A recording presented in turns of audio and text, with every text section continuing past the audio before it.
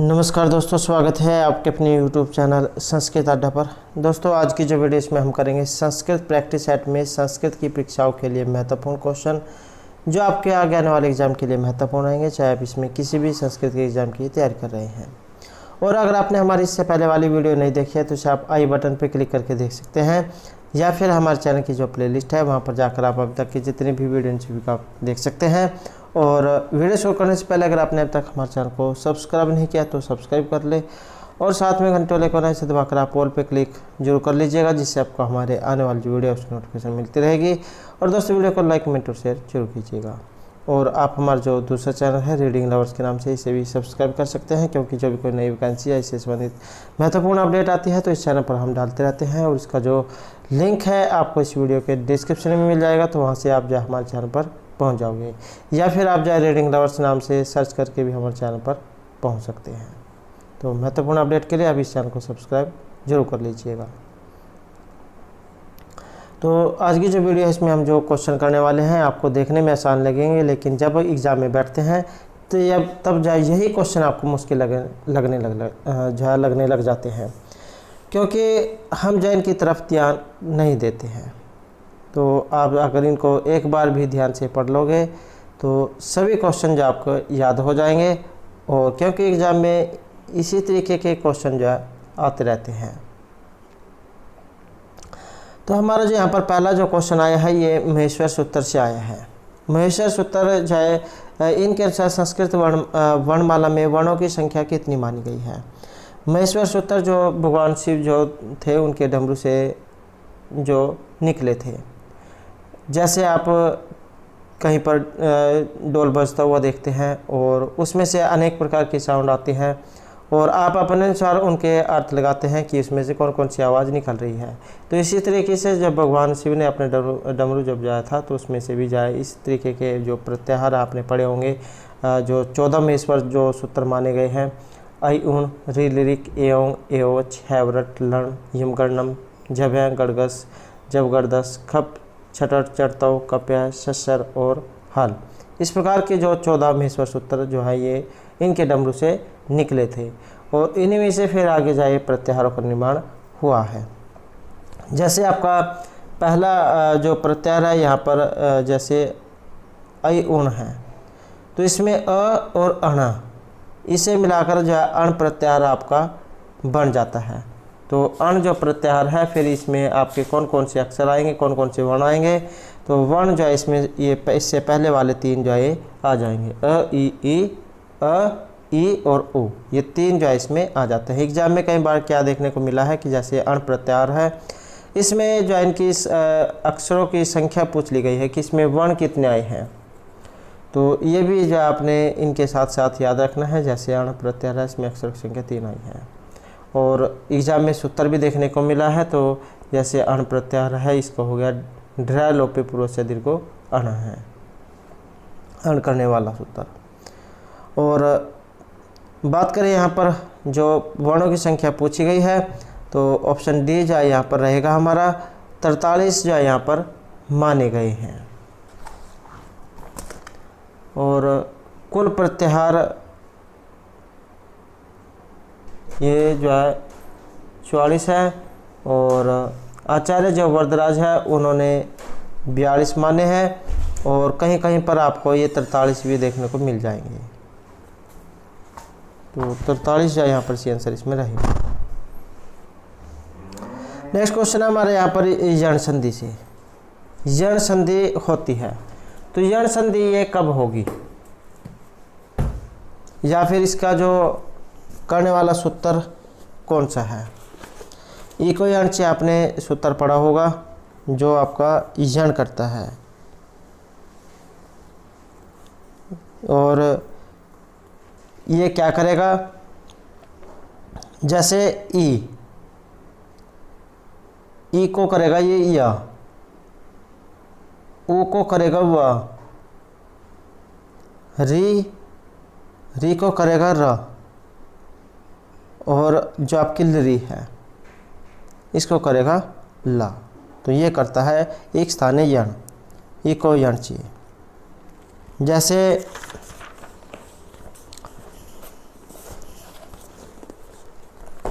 आपका लृकार है, लृ प्लस आकार है, लाकार है, और जिसमें भी इसकी पहचान जो यही है उसमें आधा अक्षर दिया गया होगा। मध्वरी आपने पढ़े होंगे, शुद्धि उपास्य, मध्वरी, यद्यपि, तो इन सभी में जो आपका इक्विवेलेंसी जो सूत्र है वो लगा है। पहचान यही है, उसमें आधा अक्षर लगा होगा। जैसे आपने स्वागतम पढ़ा होगा, स्वागतम, तो ये जो आधा अक्षर है मतलब यहाँ पर यण संधि हुई है। और यहाँ पर इसमें यण संधि, तो इसमें रहेगा ऑप्शन डी हमारा, ई प्लस अ, तो इसको यण संधि होगी। ई को य संधि यहाँ पर रहेगी। नेक्स्ट क्वेश्चन जो हमारा यहाँ पर अ या अ के बाद ए या ऐ हो तो इनमें से हो जाता है, तो इसके बाद इनमें से कौन सा होगा? और यहाँ पर एक ऑप्शन बी, तो इन्हें क्या हो जाती है? इन्हें वृद्धि हो जाती है। और वृद्धि करने वाला सूत्र वृद्धिरादेश सूत्र है जो आपका वृद्धि करता है। जैसे आपने पढ़े होंगे, गंगोग है, गंगा प्लस ओग है, देवैश्वर्यम, देव प्लस ऐश्वर्यम, कंठ औत्कण्ठ्यम, कृष्णोत्कण्ठ्यम, कृष्ण प्लस औत्कण्ठ्यम, और एकम, एक प्लस एकम, तथैव, तथा प्लस एव, तो इन सभी में जो आपके यहाँ पर वृद्धि इनमें हुई है। नेक्स्ट जो हमारा यहाँ पर रहेगा स्वर संधि में, तो ये जो स्वर संधि है इसमें अय होगा। जैसे कि आपको पता है संधियाँ 3 प्रकार की है, स्वर, व्यंजन और विसर्ग। स्वर संधि को अच संधि, व्यंजन को हल और विसर्ग तो विसर्ग है, ये कहा जाता है। अब जो यहाँ पर ये जो स्वर संधि है जिसे अच भी कहा जाता है, तो इसमें अय होगा। और ये सूत्र भी कई बार जो एग्ज़ाम में पूछ लिया जाता है कि ये सूत्र कौन सा होगा, एचो अयवा याव है, तो ये सूत्र है जो आपका इसमें लगता है। और इसमें जो यहाँ पर रहेगा तो ऑप्शन ए प्लस अ, तो अ जो इसको हो जाएगा, एचो अयवा याव है सूत्र है, ए ओ आई औ, इनको अच पर होने पर क्रमशः अय अव आय आव हो जाता है। जैसे धाव कहें, धव प्लस अ कहें, धाव कहें। ऐसे ही भवती, भव प्लस अति, ओ को आव, भवती हो जाता है। और गाय कहें, गई प्लस अ कहें, गाय कहें। ऐसे ही भाव कहें, भव प्लस उ कहें, भाव कहें। तो ये चाहे वह सूत्र जाए इनमें लगेगा। नेक्स्ट है यहाँ पर हल संधि में। हल संधि में विकार होता है,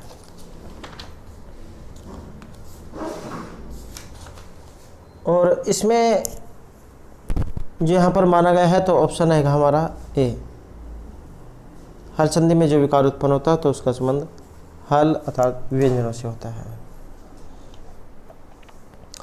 नेक्स्ट है हमारा गंगोत्कम, तो इसका जो यहाँ पर संधि विच्छेद है इनमें से कौन सा होगा?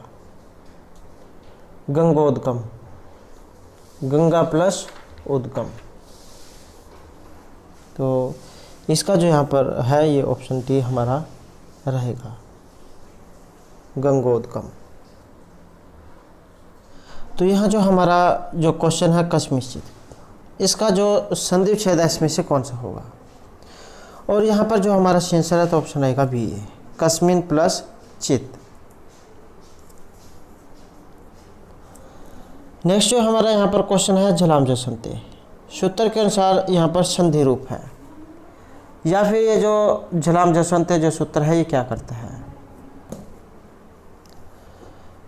तो झलाम जसवंते पदांत में झलों के स्थान में जस आदेश ये करता है, जिसके उदाहरण आपने पढ़े होंगे, वागीश है, ऑप्शन डी वागीश है, वाक प्लस ईश है, का जो है इसको तीसरा अक्षर ये कर देता है, तो क ख ग जो ऐसे हो जाता है झलाम झसंती सूत्र के द्वारा।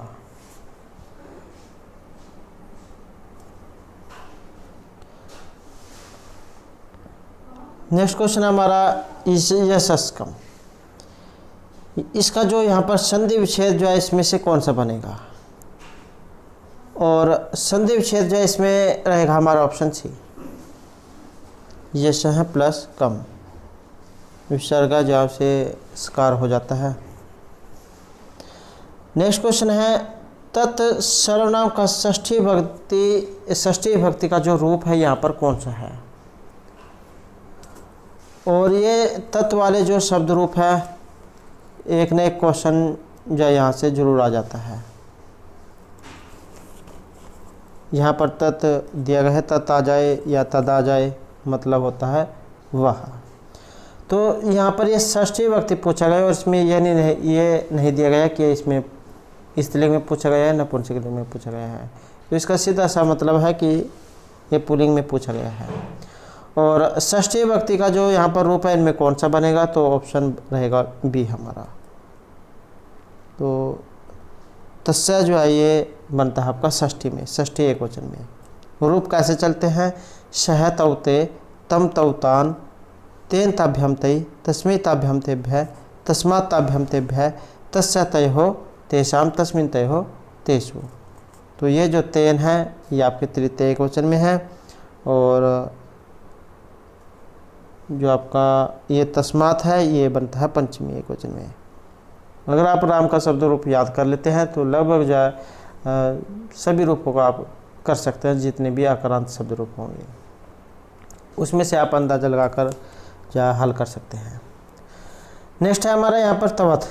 ये किस सर्वनाम का रूप है यहाँ पर, और इसमें जो यहाँ पर माना गया है तो ऑप्शन रहेगा हमारा डी। ये युष्मद जो शब्द रूप है उसमें से लिया गया है। युष्मद और ये सर्वनाम शब्द रूप के अंतर्गत आते हैं, और युष्मद का अर्थ होता है तुम, और ये जो तुम है इसके या युष्मद जो है इसके रूप कैसे चलते हैं, इसके चलते हैं त्वम युवाम यूयम, त्वम युवाम युष्मान, तव्य युवाभ्याम युष्माभिः, तुभ्यम युवाभ्याम युष्मभ्यम, तवत युवाभ्याम युष्मत, तब युवयोः युष्माकम, तभी युवयोः युष्मासु। तो इस प्रकार से इसके रूप चलते हैं। और तवत जो यहाँ पर आया है ये आपके पंचमी एकवचन का रूप है। और ये जो ईदम वगैरह जो आए हैं ये आपके दूसरे उसमें से है, ये आपके पुल्लिंग रूप में है, ईदम शब्द रूप में। तो ये युष्मत वाला यहाँ पर इसमें सी आंसर रहेगा।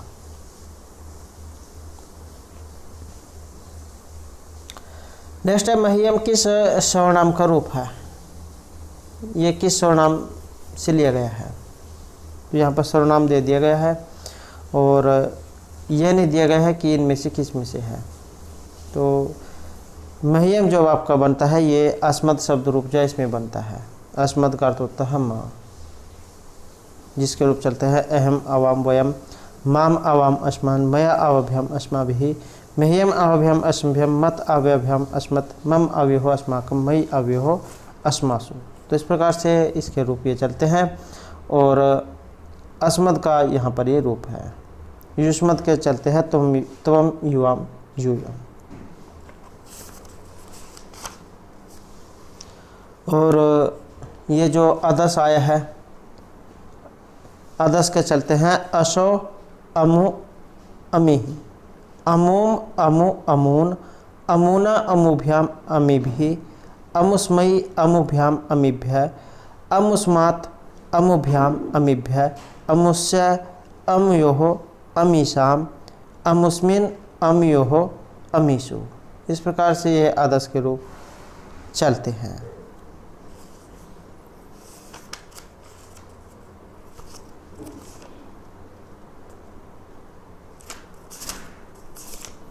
नेक्स्ट एक हमारा यहाँ पर ये जो है संख्या से पूछा गया है।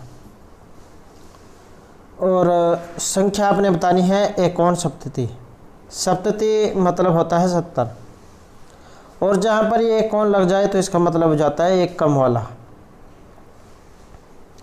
तो 70 से एक कम देख सकते हैं इसमें कौन सा है, और 70 से एक कम मतलब 69, तो ऑप्शन डी जा यहाँ पर रहेगा। तो ये ज़्यादातर इस तरीके से दे दिया जाता है, तो एकोन का मतलब एक कम। ये नेक्स्ट है यहाँ पर 89 से, और इसका रूप यहाँ पर इनमें कौन सा बनेगा, और इसका रहेगा ऑप्शन बी में 89 ही।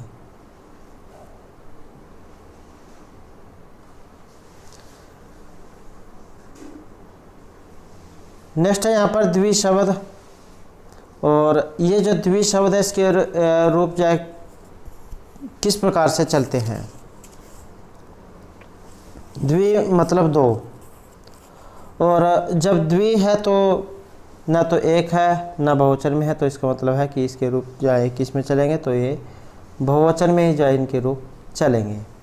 और इसके रूप कैसे चलते हैं, तो ये जो प्रथमा और द्वितीय जो है इनमें दोनों में द्विवचन वाला ही बनेगा द्वे, उसके बाद द्वाभ्याम, और जो आपकी षष्ठी सप्तमी है उसमें हो जाता है फिर ये द्वियो, उसमें द्वियो जो है इस प्रकार से बनेगा।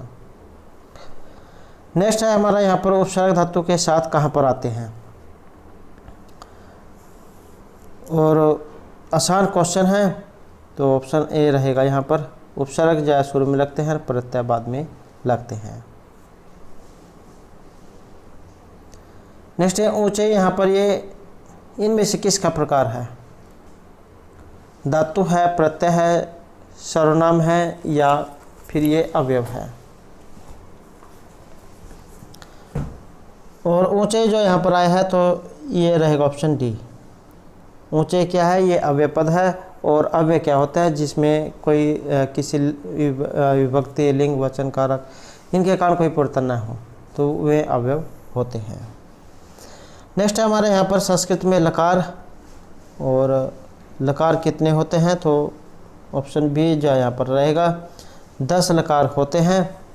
और 10 लकार कौन कौन से होते हैं, एग्ज़ाम में कई बार क्वेश्चन को उलझाने के लिए जा कठिन भी दे दिया जाता है, कि जैसे लट लकार वाला सूत्र आ जाए, तो वर्तमाने लट सूत्र है जिससे लट लकार होता है, से ही जो लिट जो लकार है। तो पहले तो ये देख लेते हैं कि लकार कौन कौन से होते हैं। 10 लकार होते हैं, लट, लिट, लुट, लिट, लेट, लोट, लंग, लिंग, लुंग, लिंग। और लेट लकार जो उसका प्रयोग पुराने जो समय है उसमें होता था, प्राचीन काल में, वेद में, और अब जो है लेट का प्रयोग नहीं होता है वैदिक में। तो जैसे लट लकार है वर्तमान काल जो उसमें इसका प्रयोग होता है, वर्तमान लट सूत्र लगता है। ऐसे ही लिट लकार है, इसका प्रयोग होता है प्रोक्ष अंधतन भूतकाल में, जैसे राम राजा हुए हैं तो प्रोक्ष लिट सूत्र लगता है उसमें। और लुट है अंधतन भविष्यत काल में, अंधतने लुट सूत्र जो लगता है। और लिट लकार जो है इसका प्रयोग होता है सामान्यत भविष्यत में, लिट से चाहे सूत्र लगता है इसमें। और लोट लकार ये किसी का जहाँ पर कोई आज्ञा दी जाती है, जैसे तुम ये काम करो, वहाँ जाओ, तो इस प्रकार लोट चाहे सूत्र है जिससे लोट लकार होता है। और लंग लकार जो है ये भूतकाल अर्थ में प्रयोग होता है, अंधतन भूतकाल में, अंधतने लंग सूत्र है। और लिंग लकार ये प्रेरणार्थ, विधि लिंग, विधि, प्रेरणा, अधिमंत्रणा ये सूत्र है जो विधि लकार में लगता है, चाहिए अर्थ में इसका प्रयोग होता है। और आश्रय लिंग जो है इसका आशीष लिंग लौटो, और आशीर्वाद अर्थ में जो लगता है। और जो लुंग रहेगा यह सामान्य भूतकाल में प्रयोग होता है, लुंग चाहे सूत्र है जिससे ये होता है। और लिंग लकार हेतु मदभाव अर्थ में इसका प्रयोग होता है। लिंग निमित्त लिंग क्रियातिपत्व आपने सूत्र पढ़ा होगा जो इसमें लगता है। तो इस प्रकार से जो है यहाँ पर ये 10 जो अलकार माने गए हैं। नेक्स्ट जो हमारे यहाँ पर क्वेश्चन आ गया है सामान्य भविष्यत। तो सामान्य भविष्य के लिए यहाँ पर इनमें प्रयोग किया जाता है। और सामान्य भविष्य के लिए रहेगा आपका लिट लकार। लिट से चाहे सूत्र लगता है, जैसे आपने रूप पढ़े होंगे, पठिष्यति पठिष्यत है या भविष्यति भविष्यत है, तो ये इसमें चलते हैं। नेक्स्ट हमारा प्रत्येक लकार में पुरुष होते हैं। तो पुरुष जो है ये प्रत्येक लकार में होते हैं और यहाँ पर एक ऑप्शन भी है, 3 जो इसमें होते हैं, प्रथम पुरुष, मध्यम पुरुष, उत्तम पुरुष। नेक्स्ट भद्रम भूयात् भवतः हैं का जो यहाँ पर अर्थ है ये क्या लिया गया है, और भवतः होता है आपका, भद्रम कल्याण भूयात् होवे, तो यहाँ पर जो इसका अर्थ है ये ऑप्शन ए रहेगा, आपका भला हो, आपका कल्याण हो। नेक्स्ट है एका क्रिया द्व्यर्थकारी प्रसिद्धा का अर्थ है। तो इसका अर्थ यहाँ पर इनमें से क्या लिया गया है, जब एक क्रिया से 2 प्रयोजनों की सिद्धि होती दिखाई दे तो ऐसे वाक्यों का प्रयोग करते हैं, या फिर आप कह सकते हैं एक पंथ 2 काज, तो इसका अर्थ जाइए ऑप्शन डी रहेगा।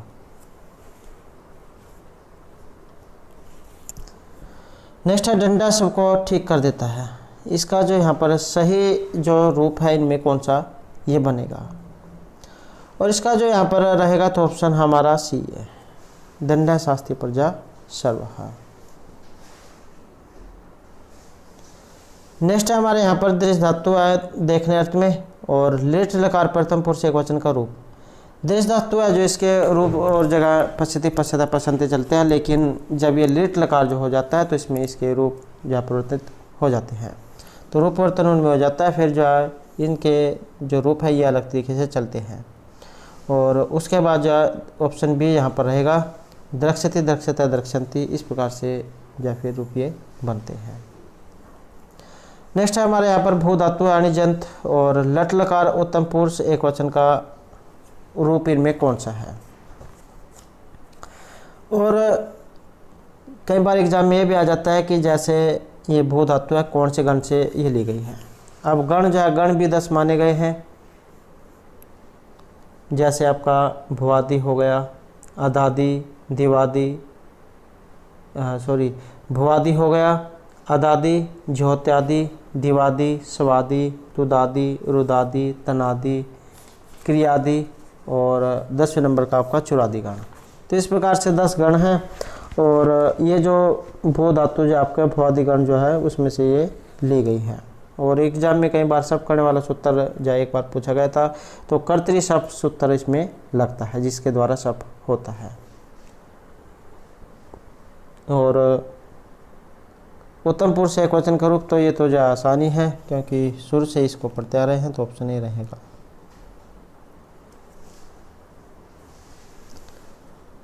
और अणिजंत या इसके लगने पर यहाँ पर ये इसमें बनेगा।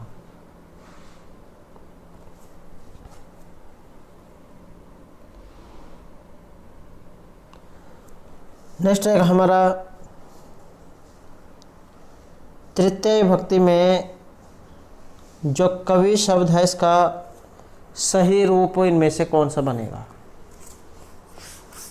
और जैसे यहाँ पर ये कवि इसमें दिया गया है, तो कवि में क्या है, इसमें है आपकी हर्षव ई, तो हर्षव ई इसमें रहेगी।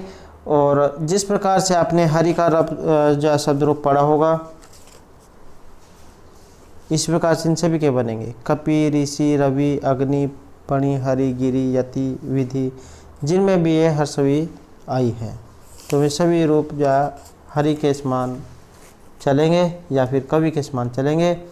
और तृतीय भक्ति में आपने बताना है, और तृतीय भक्ति का जो यहाँ पर एक ऑप्शन है, जैसे हरिणा होता है ऐसे ही कविना। नेक्स्ट है मालायाम किस विभक्ति का यहाँ पर रूप है, और इसमें जो यहाँ पर रहेगा हमारा, तो ये है ऑप्शन सी, सप्तमी विभक्ति जो इसका रूप है। आपने लता, रमा, गीता, सीता, रीता, ये सारे आकारांत शब्द रूप पढ़े होंगे स्त्रीलिंग में। तो इनके रमा का अगर आपने शब्द रूप पढ़ा होगा या लता का, तो उसी तरीके से यहाँ पर ये बनेगा, रमायाम, रम्यो, रमासु। तो ऐसे ही सप्तमी एकवचन का यहाँ पर रूप रहेगा। नेक्स्ट है हमारा यहाँ पर नदी शब्द रूप। नदी किस विभक्ति का रूप है, और ये आ जाती है आपके दीर्घ इकारांत में। स्त्री, पृथ्वी, कुमारी, युवती, पत्नी, गौरी, जननी, दासी, सखी, नारी, रजनी, लक्ष्मी। तो इनके रूप नदी के समान चलेंगे। थोड़ा सा जो लक्ष्मी शब्द रूप है उसमें थोड़ा सा परिवर्तन हो जाता है, एक वचन जो उसमें लक्ष्मी ही बनता है। और नदी किस विभक्ति का यहाँ पर इसमें रूप है, और यहाँ पर जो हमारा आंसर ऑप्शन बी रहेगा। नदी ही जो ये आया है ये आपके द्वितीय के बहुवचन का है। नदी नद्यो नद्य है, नदीम नद्यो नदी ही, तो द्वितीय बहुवचन का है।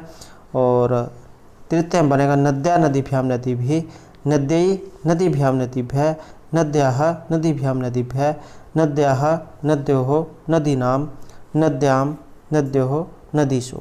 हे नदी, हे नद्यो, हे नद्य हैं। नेक्स्ट यहाँ पर द्वितीय विभक्ति में जो आपका दधी जो रूप है, इसके रूप किस प्रकार से बनेंगे। और यहाँ पर पूछा गया है ये द्वितीय विभक्ति में, तो द्वितीय विभक्ति में जो है इसका रूप रहेगा ऑप्शन डी में, दधिनी जो यहाँ पर इसका रूप है ये चलेगा।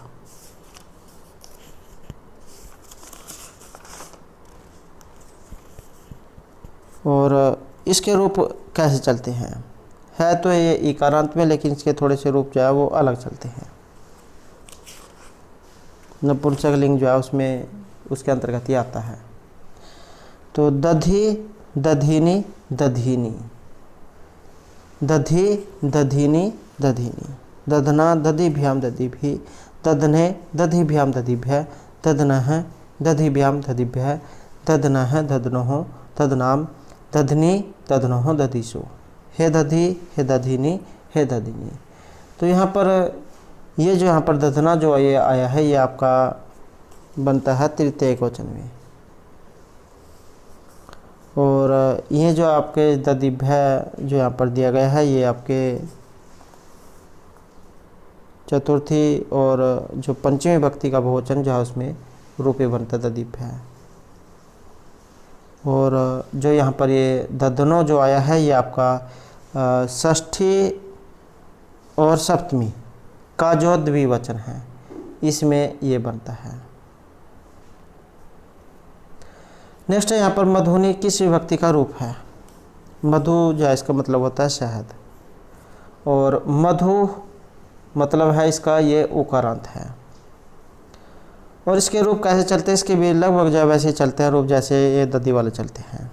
मधु, मधुनी, मधुनी, मधु, मधु, मधुनी, मधुना, मधुभ्या, मधुभी, मधुने, मधुभ्या, मधुभ्य, मधुनः, मधुभ्या, मधुभ्य, मधुनः, मधुनो, मधुनाम, मधुनी, मधुनोः, मधुषु।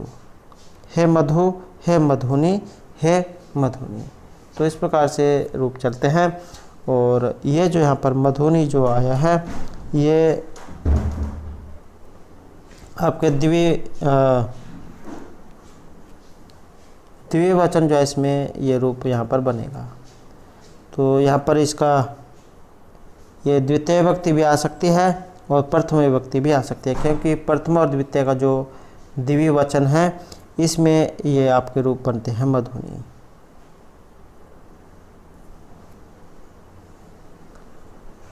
नेक्स्ट है हमारे यहाँ पर ये अंग विकार हैं। तो जहाँ पर सिर में कोई अंग विकार दिखाया जाता है, कोई कमी हो, कोई फॉल्ट हो, तब वहाँ पर किस विभक्ति का प्रयोग किया जाता है। और याद भी जाए आपके होना चाहिए, क्योंकि बहुत ज़्यादा जो एग्ज़ाम में ये पूछे जाते हैं, 2-3 हैं। तो एक तो जो है ये आपका ये नंग विकार वाला हो गया, और एक जो है ये थम्भूत लक्षण है। तो ये 2-3 हैं जो ज़्यादातर एग्जाम में आते रहते हैं।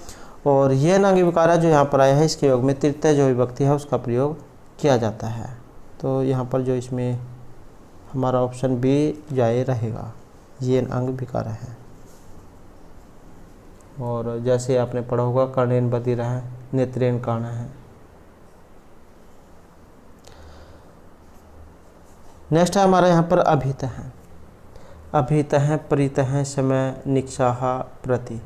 तो जहाँ कहीं पर भी आपको इस प्रकार के शब्द दिखाई दे तो इसका मतलब है कि वहाँ पर द्वितीय विभक्ति जो उसका प्रयोग रहेगा। तो ऑप्शन डी हमारे यहाँ पर रहेगा, ग्रामम, समय, निक्षा, निरुपम, अभित है, प्रीत है, दीनम, प्रतिदय। नेक्स्ट है हमारे यहाँ पर अंतरांतरेण युक्त सूत्र है। ये एक सूत्र आया है अंतरांतरेण, और इसके योग में किस विभक्ति का जो प्रयोग है ये किया जाता है। और इसके योग में जो यहाँ पर विभक्ति जो है ये ऑप्शन रहेगा हमारा सी। तो कर्म कारक जो है इसका प्रयोग किया जाता है अंतरांतरेण युक्त। ये सूत्र है। अंतरा का अर्थ होता है बीच में, अंतरेण विना, विषय में या छोड़कर। शब्दों की जिससे सन्निकटता प्रतीत होती है तो उसमें द्वितीय विभक्ति होती है। जैसे गंगाम यमुना च अंतरा प्रयाग है, ज्ञानम अंतरेण न एव सुखम। नेक्स्ट है हमारे यहाँ पर चतुर्थी विभक्ति से। चतुर्थी विभक्ति तब होती है जब इनमें से क्या हो। और चतुर्थी विभक्ति जो इसका संबंध माना गया है ऑप्शन बी में, अर्सूर या अर्थ घोषित होने पर जो चतुर्थी विभक्ति होती है। और सूत्र कई बार आ जाता है, क्रोध, द्रोह, ईर्ष्या, असूया, अर्थानाम, यम, प्रति, कोप है। ये सूत्र है। जहाँ कहीं भी आपको क्रोध, द्रोह, ईर्ष्या, असूया इन धातुओं के योग में चतुर्थी जो विभक्ति है उसका प्रयोग होता है। जैसे पिता पुत्राय क्रोधयति, खलह सज्जनाय असूयति। तो चतुर्थी विभक्ति लगती है ये असूया के अर्थ में।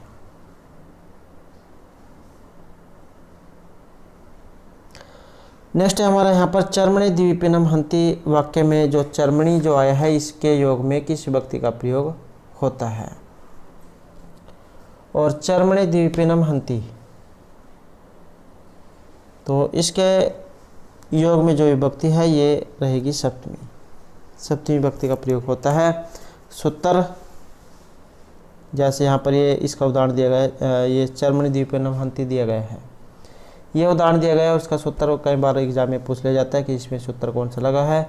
तो निमित्तात कर्म योगे ये वार्तिक है जिसमें लगा है कि जिस फल की प्राप्ति के लिए कोई क्रिया की जाए वह फल यदि उस क्रिया के कर्म से युक्त हो तो उसमें सप्तमी विभक्ति होती है। जैसे चर्मणि द्विपिनम हंति। नेक्स्ट क्वेश्चन है हमारा यहाँ पर सप्रिय धातु से, और ये सप्रिय है, इसके योग में विभक्ति यहाँ पर पूछा गया है। या फिर इसका जो अर्थ है आपने पता होना चाहिए। सप्रिय जो है इसका अर्थ होता है चाहना, इच्छा करना। तो जैसे आप किसी को चाहते हो आप, तो उसमें सप्रिय धातु लगती है। जैसे पुष्पेभ्य सप्रियति। तो चतुर्थी विभक्ति जो इसके योग में रहेगी। नेक्स्ट है वह समास जिसमें प्रायः उत्तर पद के अर्थ की प्रधानता होती है। तो वह समास कौन सा होता है। तो जिसमें अब पूरा पद प्रधान होगा तो वो कौन सा होगा। तो यहाँ पर जो इसमें पूछा गया है उत्तर पद, और उत्तर पद जो है इसमें रहेगा हमारा ऑप्शन डी। तत्पुरुष जो समास है इसमें होता है। इसमें द्वितीय जो पद है वो प्रधान होता है, और प्रथम पद द्वितीय पद के विशेषण के रूप में काम करता है। और दो भेद है इसके, समानाधिकरण और व्याधिकान।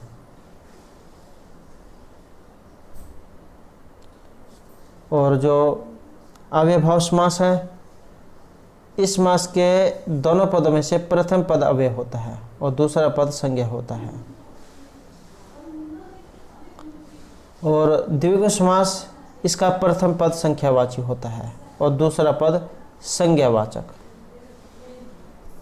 और जो बहुब्रीहि समास है, जिसमें पूर्व और उत्तर पद ये अप्रधान और अन्य पद प्रधान होते हैं, तो वो होता है आपका बहुब्रीहि समास।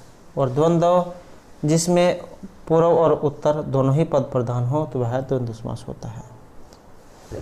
नेक्स्ट है यहाँ पर विष्णु के बाद का जो संपूर्ण जो पद है, यहाँ पर इनमें कौन सा बनेगा?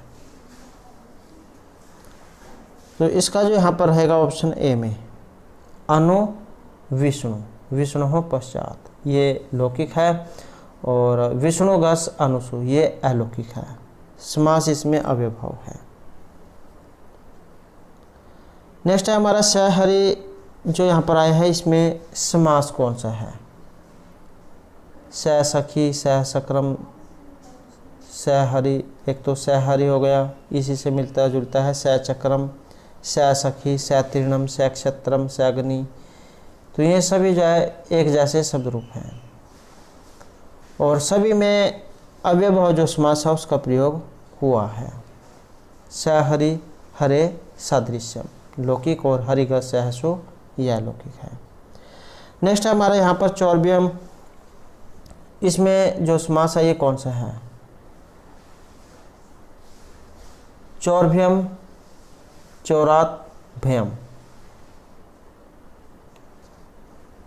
और जो यहाँ पर इसमें समास, तो समास रहेगा ऑप्शन ए में तत्पुरुष जो समास है यहाँ पर इसमें रहेगा।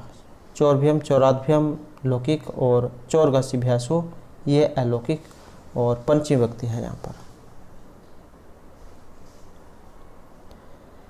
नेक्स्ट है हमारे यहाँ पर चतुर्थी तत्पुरुष समास है। तो ये इसमें किस में है? तो चतुर्थी तत्पुरुष समास जो है यहाँ पर ये रहेगा आपके ऑप्शन सी में, यूपदारु में। यूपदारु, यूपाए, दारु, लौकिक, यूप गे दारुसु, ये अलौकिक, चतुर्थी तत्पुरुष समास है। नेक्स्ट है समास में प्रथम शब्द संख्यावाचक हो तब वह समास कौन सा होता है? तो आसान है, जिसमें शुरू में ही संख्या दी गई होती है, तो इसका मतलब है कि वहाँ पर द्विगु जो समास है वो होता है। संख्या पूर्वे द्विगु, ये सूत्र है। नेक्स्ट है शशि शेख रहे में जो समास है ये कौन सा है? शशि मतलब जो चंद्रमा है शिखर पर, जिसके ऐसा कोई व्यक्ति, या कंठे काला आपने रूप पढ़ा होगा, नीला है कंठ जिसका, रूपवत भार्य है, रूपवती सुंदर स्त्री है जिसकी ऐसा कोई व्यक्ति।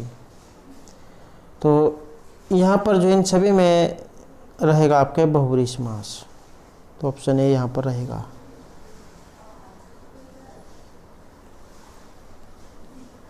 प्रायण अन्य पद प्रधान बहुब्रीहि समास। नेक्स्ट हमारा राम शब्द रूप और आसान शब्द रूप है। षष्ठी विभक्ति में बताना है किस तरीके से बनेगा, और इसमें जो रूप है हमारा ऑप्शन रहेगा ये डी, रामाणाम जैसमें बनता है। नेक्स्ट है साधु शब्द रूप है, और इसका भी आपने सप्तमी एक वचन का रूप बताना है। साधु, और क्या है ये आपका उकारांत जैसमें ये रूप है आपके गुरु, साधु, रिपु, विधु, शिशु, शत्रु, बंधु, वायु, सिंधु, भिक्षु, प्रभु, विष्णु। तो इन सभी के जो रूप है ये आपके एक समान चलेंगे। और साधु शब्द का सप्तमी व्यक्ति का जो रूप है यहाँ पर ये कौन सा बनेगा? तो इसमें ऑप्शन रहेगा सी है हमारा, साधु, भानव। तो ये सप्तमी एक वचन के हैं।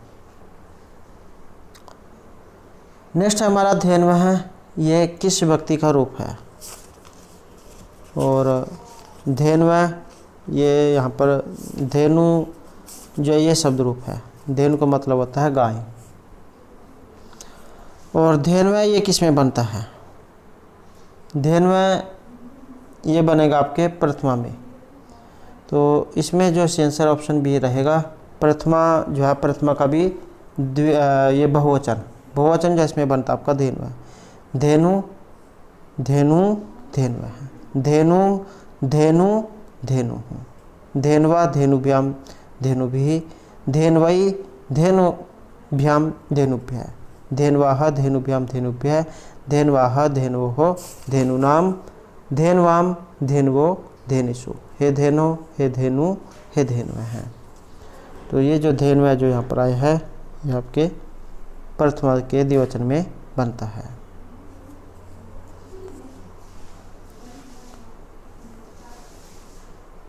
नेक्स्ट क्वेश्चन हमारा यहाँ पर नम धातु से है। नम धातु है नमस्कार करने अर्थ में। और लिट लकार उत्तम पुरुष एकवचन का रूप यहाँ पर बताना है। और इसका जो यहाँ पर रूप रहेगा ऑप्शन डी में, ननश्यामी जो आपका ये उत्तम के एकवचन में बनता है। नेक्स्ट है यहाँ पर द्वि शब्द के रूप जो है ये कौन से लिंग में होंगे?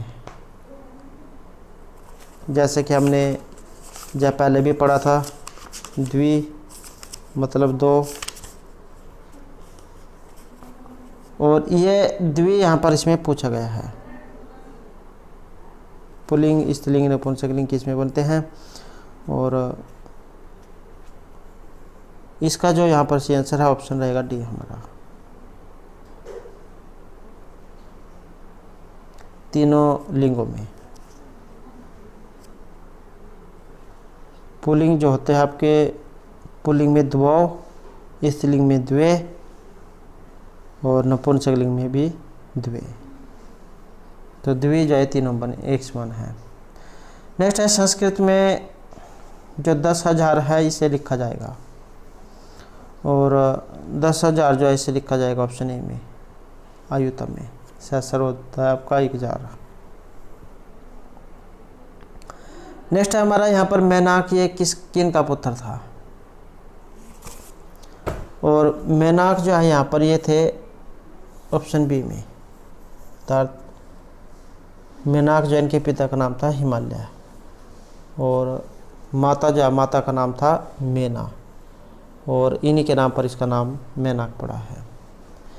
नेक्स्ट है हमारा यहाँ पर प्रारभ्यत न खलु विघ्न भेन। तो यह जो है यहाँ पर इसमें रिक्त स्थान फिल करना है। 3 प्रकार के जो पुरुष होते हैं वो दिखाए गए हैं, उत्तम, मध्यम और अधम। उत्तम व्यक्ति जो होते हैं वो जिस काम को भी पकड़ लेते हैं उसे बीच में छोड़कर नहीं भागते हैं, चाहे कितनी ही मुसीबतों का सामना क्यों ना करना पड़े। मध्यम प्रवृत्ति वाले जो व्यक्ति होते हैं वो काम को शुरू तो कर देते हैं, लेकिन जैसी कोई विपदा विपत्ति बीच में आती है तो उसे छोड़कर भाग जाते हैं। और जो सबसे जो थर्ड लेवल के जो होते हैं नीच प्रवृत्ति के, वो जो काम को शुरू ही नहीं करते हैं। तो इस प्रकार के 3 प्रकार के व्यक्ति यहाँ पर बताए गए हैं। प्रारभ्यत न खलु विघ्न भेन। तो इस प्रकार के जो व्यक्ति हैं ये नीच प्रवृत्ति वाले बताए गए हैं। विघ्नों के भय से जो है नीच व्यक्ति कार्य को शुरू ही नहीं करते हैं। नीति शतक जो उसमें से ये लिया गया है, जो महर्षि भर्तृहरि के द्वारा रचित है। नेक्स्ट है करुणा प्रणाम का यही भांति। तो यहाँ पर भी एक ये श्लोक है और उसी के अंदर से लाइन ये ली गई है। तो इसका जो संबंध है तो ऑप्शन रहेगा डी में, परोपकार जो उसके लिए इस शब्द का प्रयोग किया गया है। जो आपने देखा होगा कि पेड़ पौधे और नदी, सूर्य, ये सभी जो परोपकार के लिए ही कार्य करते हैं, न कि अपने लिए। आपने देखा होगा कि पेड़ पौधे जो होते हैं वो छाया का प्रयोग स्वयं नहीं करते हैं, दूसरों को ही शांति छाया प्रदान करने के लिए प्रयोग करते हैं। ऐसे नदी है वो भी स्वयं जो अपना जल न पीकर दूसरों के लिए ही बहती है। तो परोपकार जो उसके बारे में यहाँ पर बताया गया है। नेक्स्ट है ये परहितम स्वार्थ है निघ्नन्ति नीति शतक के अनुसार वे किस प्रकार के लोग हैं? और इस प्रकार का जो यहाँ पर बताया गया है तो ऑप्शन बी रहेगा, मनुष्य राक्षस का।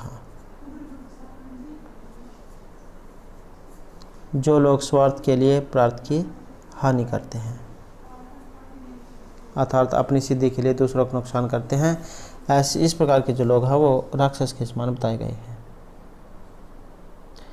नेक्स्ट है पर्वत के पंख जो इनमें से काट दिए थे। जैसा कि आपको पता है कि प्राचीन जो समय था उसमें पर्वत जो वो जीवित होते थे और एक स्थान से दूसरे स्थान पर वो चले जाते थे। तो उसके बाद जो इंद्र जो देवता हैं वो उन पर्वतों के पंखों को काट देते हैं। तो यहाँ पर ऑप्शन ए जाए रहेगा। नेक्स्ट है न अस्ति उद्यम समम, तो परिश्रम के समान नहीं है। तो ये कौन सा है? तो ये माना गया बंधु को। आलस्य ही मनुष्य नाम श्रेष्ठ मारिपु न अस्ति उद्यम समम बंधु कृत्व नावसीति है।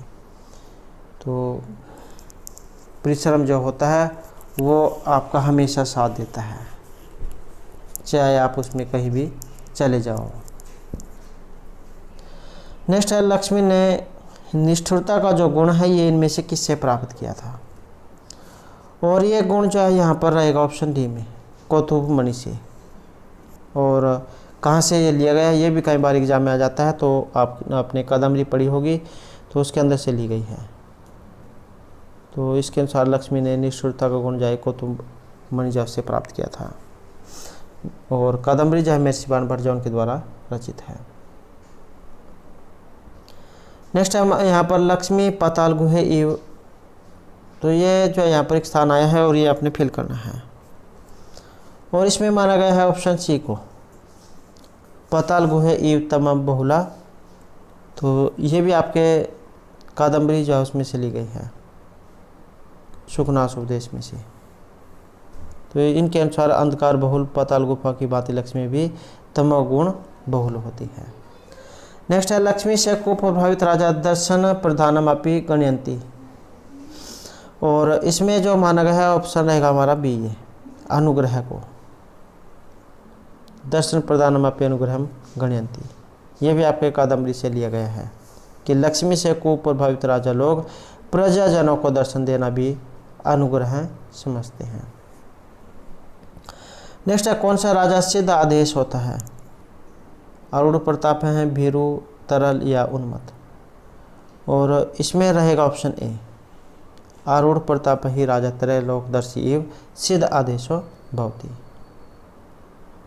तेजस्वी राजा ही त्रिलोकदर्शी योगी की भांति सिद्ध आदेश होता है।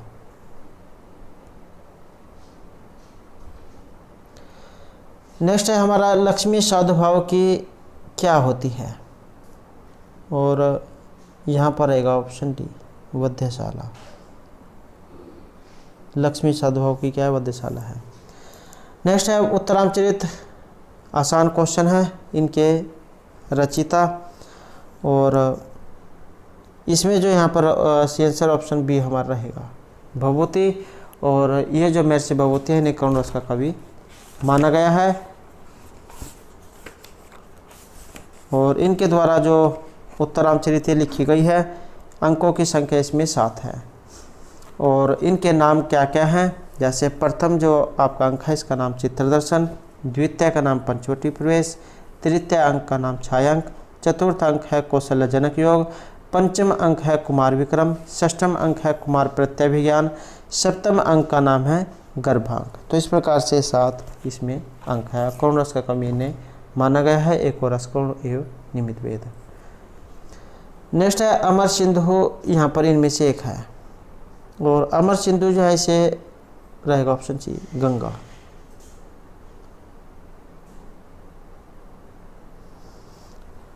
तो ये जो गंगा जो है इसे ही देव नदी या अमर सिंधु के नाम से जाना गया है।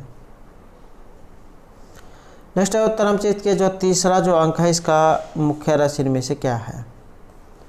और इसमें रहेगा करुण रस। छाया अंक इसका नाम है तृतीय अंक का। और इसमें जो लाइन आई है एक और रस करुण एवं निमित भेदात। नेक्स्ट है शिवराज विजय किस श्रेणी का काव्य है या किन के द्वारा रचित है? और इसमें जो यहाँ पर रहेगा ऑप्शन सी, तो ये के उपन्यास है पंडित अंबिका दत्त व्यास जो उनके द्वारा रचित है। 12 निश्वासों में है, 3 विरामों में है और प्रत्येक में 4 निश्वास हैं। तो इस प्रकार से 12 जो है निश्वासों में है। ये सूर्योदय के वर्णन से इसका प्रारंभ होता है। नेक्स्ट है मेघदूत में धूम ज्योति सलिल मरुताम सन्निपात है। ये लाइन आई है, ये किन के लिए आई है? धूम, ज्योति, सलिल और मरुत। धुआं, ज्योति, सलील और मरुत, ये 4 चीज़ें हैं यहाँ पर, 1, 2, 3 और 4। तो इन चारों के मिश्रण से किसकी उत्पत्ति होती है, ये भी आप इस तरीके से समझ सकते हैं। धूम मतलब धुआं हो गया, ज्योति प्रकाश हो गया, सलील क्या होता है? पानी, और मरुत क्या होती है? हवा। तो इन 4 चीज़ों के मिलने से किसका निर्माण होता है? तो ये जो मेघ जो है, बादल, इनका निर्माण होता है इन 4 चीज़ों के मिलने से, धूम, ज्योति, सलील और मरुत के मिलने से। मेघदूत से संबंधित है, जो महर्षि कालिदास के द्वारा रचित है। नेक्स्ट क्वेश्चन हमारा यहाँ पर प्रकृति कृपण चेतना चेतनेषु, तो ये इनमें से कौन सा है? और इसमें जो रहेगा ऑप्शन डी हमारा, कामार्थ जो व्यक्ति होते हैं, कामार्थ ही प्रकृति कृपण चेतना चेतनेषु, मेघदूत से संबंधित है कि कामार्थ व्यक्ति जो होता है चेतन और चेतन के विषय में स्वभावतः दीन हो जाते हैं। नेक्स्ट है राजहंस कहाँ जाने को उत्सुक होते हैं, और ये माने गए हैं मानसरोवर पर। तो दोस्तों थे हमारे आज के यहाँ पर संस्कृत की परीक्षाओं के लिए कुछ महत्वपूर्ण क्वेश्चन जो आपके आगे आने वाले एग्जाम के लिए महत्वपूर्ण रहेंगे। और दोस्तों अगर आपने अभी तक हमारे चैनल को सब्सक्राइब नहीं किया तो सब्सक्राइब कर ले, और हमारे साथ अंत बनाने के लिए धन्यवाद।